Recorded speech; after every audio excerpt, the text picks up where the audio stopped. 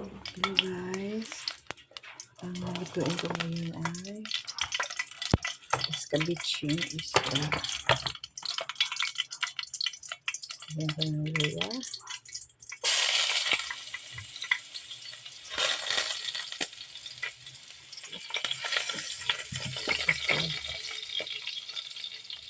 Bawang.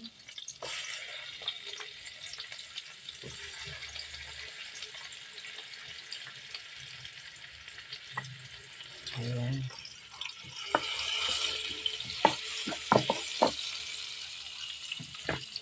Sibuyas. Puti.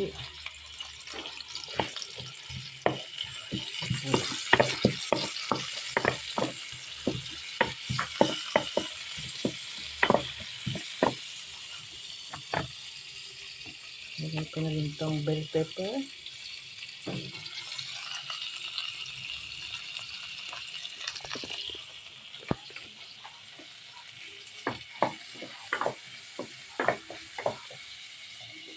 Sibuyas.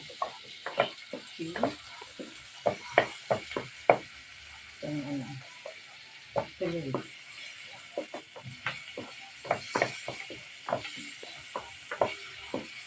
Ito.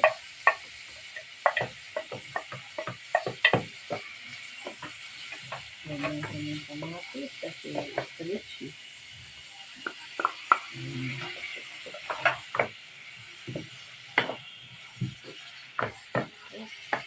Ibang klase ko sa escabeche. Haluan ko siya ng black beans. Ayan.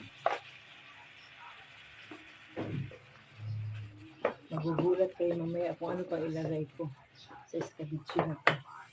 Ngayon na nakita at saka matikman. Diyan ka ng konting asukal. Kunti lang. Ayan.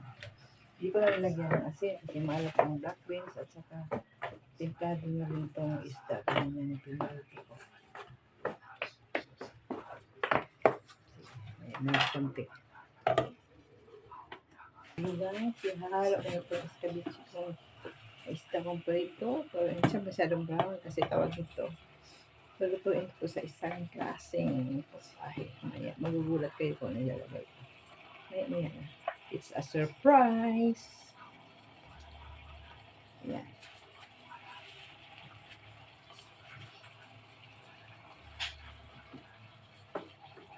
Lagyan natin ng konting magic sarap. Konti lang ha. Ayan. Tapos paminta. Ayan. Wala ang tuyo. Konting suka.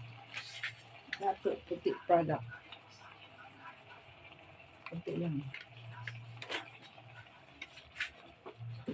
Subukan nyo magluto na ganito. Tikman nyo. Diba masarap? Mamaya. Ayan. Escabeche siya na may black beans. Pero, may surprise. Okay guys. Alam niyo ba kung anong surprise kong ihahalo? Lalagyan ko ng gata ulit. Ayan. Diba? Ito yung mapaluto. Tapos, masarap ito siya.